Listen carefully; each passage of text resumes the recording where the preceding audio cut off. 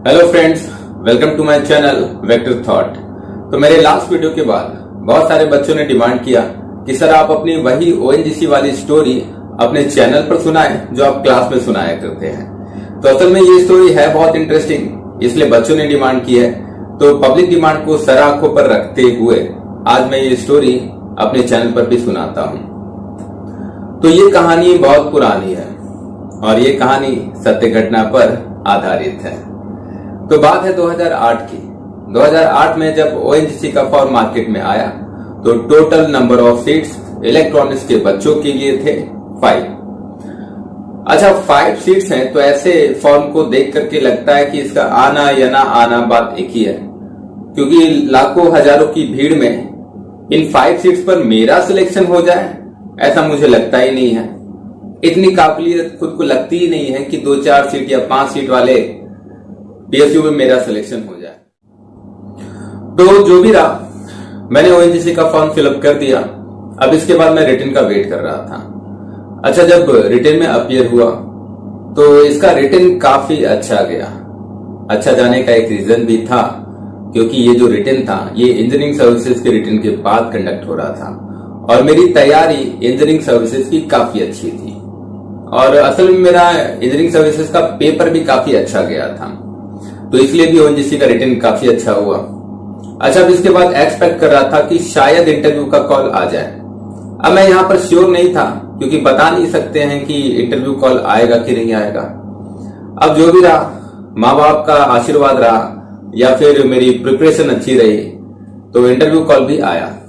अब interview conduct हो रहा था 2008 के अक्टूबर में। अच्छा, अब इस इंटरव्यू के पहले का सिनेरियो, इस इंटरव्यू के पहले मैंने 5 या 6 इंटरव्यू ऑलरेडी दे रखे थे, तो इंटरव्यू देने का एक एक्सपीरियंस भी काफी अच्छा था। और इस इंटरव्यू के पहले मेरा एक फाइनल सिलेक्शन था और वो फाइनल सिलेक्शन था एयरपोर्ट अथॉरिटी ऑफ इंडिया में। इसका मतलब मेरे पास एक जॉब थी एयरपोर्ट अथॉरिटी ऑफ इंडिया में। तो मुझे इंटरव्यू से कोई डर नहीं था। बहुत हुआ तो सिलेक्शन नहीं होगा, नहीं हुआ तो भी कोई बात नहीं है, क्योंकि मेरे पास एक जॉब ऑलरेडी है। अच्छा, और अगर सिलेक्शन हो गया तो एक बड़ा पीएसयू मिलेगा ओएनजीसी जैसा। ठीक है, तो आज के दिन मैंने सोच रखा था कि आज के दिन मैं कोई कसर नहीं छोड़ूंगा। मैं इसलिए बोल रहा हूं क्योंकि इसके पहले जितने भी इंटरव्यू देता था, हर एक इंटरव्यू में कोई ना कोई सवाल ऐसा जरूर होता था कि इंटरव्यूअर आर्ग्यूमेंट करने लग जाते थे। मुझे मालूम है मेरा आंसर सही है, लेकिन इंटरव्यू आर्ग्यूमेंट करते थे, तो मैं उन्हें रिप्लाई भी नहीं कर सकता था कि सर आपके पीएसयू का रिटन क्लियर करके, यही सब पढ़ के मैंने रिटन क्लियर किया और आपके सामने बैठा हूं। अब इस तरह बोल भी नहीं सकता था, तो एक कसर रह जाती थी हर एक इंटरव्यू में। तो मैंने सोचा कि आज का दिन मेरा है और आज मैं हर कसर पूरी करूंगा। आज आता है तो भी रिप्लाई करूंगा, नहीं आता है तो भी रिप्लाई करूंगा। लेकिन मैं ये तो सोच रहा था, देखते इंटरव्यू में क्या हुआ। अब इंटरव्यू देने के लिए गया। जब इंटरव्यू देने के लिए गया तो इंटरव्यू सेंटर पर मैं काफी लेट पहुंचा। अब आपको इसे मेरा बैड लक कह लीजिए। सेंटर काफी दूर था तो पहुंचने में थोड़ा समय लग गया। जब वहां पहुंचा तो पता चला कि मेरा इंटरव्यू आकर के जा भी चुका है। फिर मैंने पता लगाया तो फिर पता चला कि अभी ये जो इंटरव्यू है जो स्किप हो गया मेरा, ये 1 घंटे बाद वापस से होगा। ठीक है, तो तब तक मैं क्या करता, तब तक मैंने सोचा कि क्यों नहीं अपने कॉम्पिटिटर्स को ही काउंट कर लेता, पता तो चले कि एक सीट के लिए कितना फाइट हो रहा है। तो जब काउंट किया तो मुझे इंक्लूड करके टोटल नंबर ऑफ कैंडिडेट्स थे 15 और टोटल नंबर ऑफ सीट्स कितने थे 5। इसका मतलब एक सीट के लिए कितने कैंडिडेट्स कॉल किए गए 3। ठीक है, अब इसके बाद मेरा इंटरव्यू कॉल वापस से आया तो मैं इंटरव्यू देने के लिए गया। ठीक है, तो पहला सवाल इंटरव्यूअर ने पूछा, टेल मी अबाउट योरसेल्फ। अच्छा, अब हर एक इंटरव्यू में यही सवाल पूछा जाता था, पहला सवाल यही होता था। तो मैंने एक स्ट्रेटेजी बना रखी थी कि अगर ये सवाल पूछा जाएगा तो मैं अपने बारे में बताऊंगा, बताता ही रहूंगा और बताता ही जाऊंगा और इंटरव्यू इसी में खत्म कर दूंगा। आपको हंसी आ रही होगी, रीजन ये था क्योंकि इंटरव्यू बड़ा अनसर्टेन होता है। इंटरव्यूअर सिलेबस देख करके सवाल करते नहीं है, वो कुछ भी पूछ जाते हैं, उनको जो अच्छा लगता है, उनको जो आता है वो सब कुछ पूछ जाते हैं।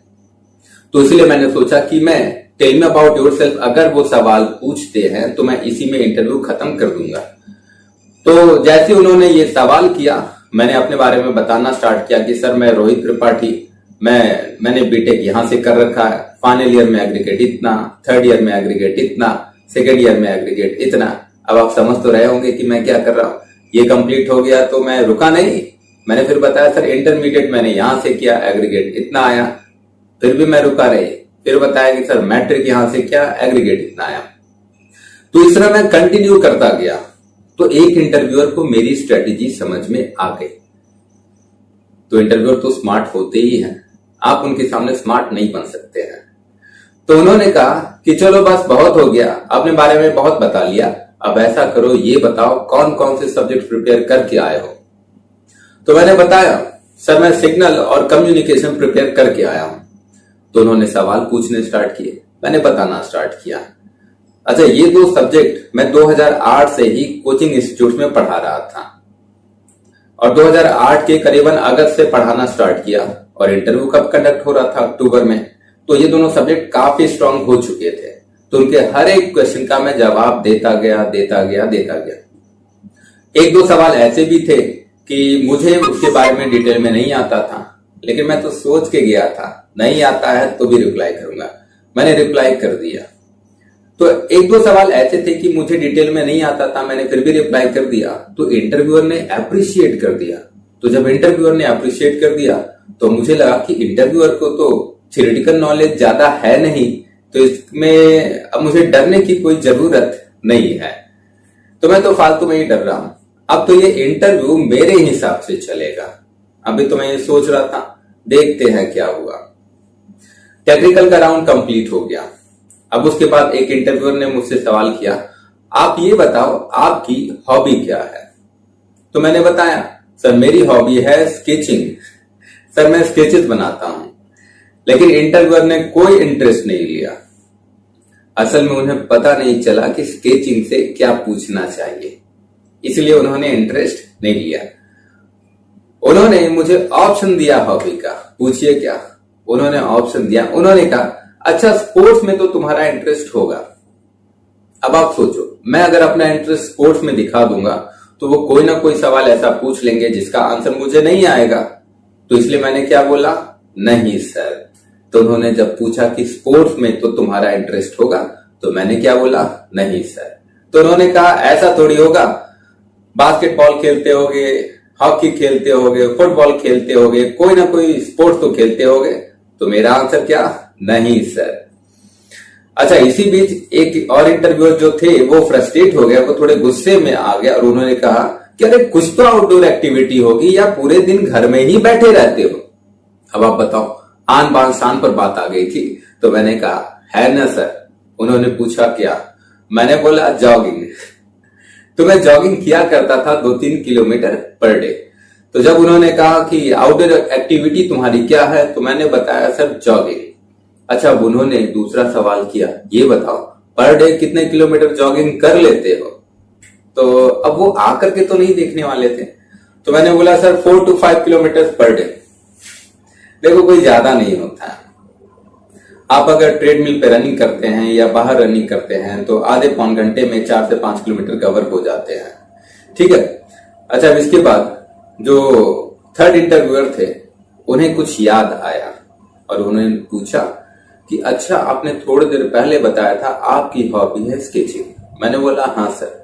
तो ऐसा करो, अपने पेरेंट्स का फेस इमेजिन करो और स्केच ड्रॉ करो। मेरा आंसर तैयार था। मैंने बोला सर मैं कोई प्रोफेशनल स्केचर नहीं हूं, मैं इमेजिन करके ड्रॉ नहीं कर सकता हूं, मैंने कहीं से क्लासेस नहीं लगाई हैं। मेरे सामने आप कोई फोटोग्राफ दे, मैं हूबहू वैसा ही ड्रॉ कर दूंगा। मैं अपने कॉलेज में स्केचिंग का विनर भी रहा हूं, ठीक है। तो मुझे कोई डर नहीं था, लेकिन मैं फोटोग्राफ देख करके ही स्केच ड्रॉ कर सकता हूं। तो उन्होंने नेक्स्ट सवाल किया, ये बताओ बाहर कितने कैंडिडेट्स हैं। अब मैंने तो ये काउंट कर रखा था, मैंने बताया सर 40। तो उन्होंने कहा बाहर जाओ, किसी एक कैंडिडेट का फोटोग्राफ लो, स्केच ड्रॉ करो फिर वापस आओ। अब मैं आराम से बैठ गया। मैंने सोचा इंटरव्यू में ऐसा थोड़ी होता है, आज तक इंटरव्यू में ऐसा पहले कभी नहीं हुआ था। तो मैं आराम से बैठा रहा। फिर इंटरव्यूअर्स को देखा तो सारे इंटरव्यूअर्स मुझे सीरियसली देख रहे थे। तो मुझे लगा कि कहीं इंटरव्यूअर सीरियस तो नहीं है। तो मैंने उनसे पूछ लिया, सर आप लोग सीरियस तो नहीं हो? मैंने इसी तरह पूछा, सर आप लोग सीरियस तो नहीं हो? तो सबने कहा हम लोग सीरियस हैं। तो अब मैं क्या करता? तो मैंने कहा ठीक है sir, A4 size paper, pencil, sharpener, eraser. ठीक है, स्केच ड्रॉ करने के लिए तो चाहिए। अच्छा, सामने देखा तो सामने बस केवल A4 साइज पेपर और पेन था, पेंसिल, शार्पनर और इरेजर तो नहीं था। ठीक है, तो मुझे लगा कि अब तो है ही नहीं तो मुझे ड्रॉ तो नहीं करना पड़ेगा। लेकिन ऐसा नहीं है। उन्होंने ड्रॉर ओपन किया, ड्रॉर से सारे सामान निकाल के दे दिए, ये लो और जाओ स्केच ड्रॉ करके वापस आओ। अब मैं वो सब लेकर के जाने लगा। मैं सोच रहा था कि अगर इस इंटरव्यू रूम से बाहर निकल गया तो मेरा क्या होगा। तो बहुत ही अनसर्टेन सिचुएशन था और मैं इंटरव्यू रूम से बाहर नहीं निकलना चाहता था, क्योंकि आज तक मेरे साथ इंटरव्यू में ऐसा कभी नहीं हुआ था। अच्छा, इसी बीच क्या हुआ कि एक इंटरव्यूअर ने मुझे बाहर जाने से पहले रोक लिया और उन्होंने कहा, अच्छा ये बताओ तुम्हें स्केच ड्रॉ करने में कितना टाइम लगेगा। अब मेरी बारी थी। मैंने बोला, सर सेम लेवल का स्केच होता है तो मुझे 2 घंटे लगते हैं। सर आपने कहा है पासपोर्ट साइज फोटो जो बाहर कैंडिडेट की है उसे एनलार्ज करके मुझे A4 पर ड्रॉ करना है, सर मुझे 4 घंटे लगेंगे। मैंने जानबूझ करके 4 घंटे बोला कि मैं 4 घंटे बोलूंगा तो इंटरव्यूअर कहेंगे चलो बेटा आप इधर ही आ जाओ और आकर के 5-10 मिनट में जितना स्केच ड्रॉ कर सकते हो ड्रॉ कर लो। तो मैंने ये सोच करके 4 घंटे बोला था। लेकिन उन्होंने क्या कहा, ठीक है 4 घंटे बाद आना। अब मैं तो इंटरव्यू रूम से बाहर ही निकल गया। अब मैं बहुत ही फ्रस्ट्रेट था, मेरा ब्लड प्रेशर बहुत ही हाई था।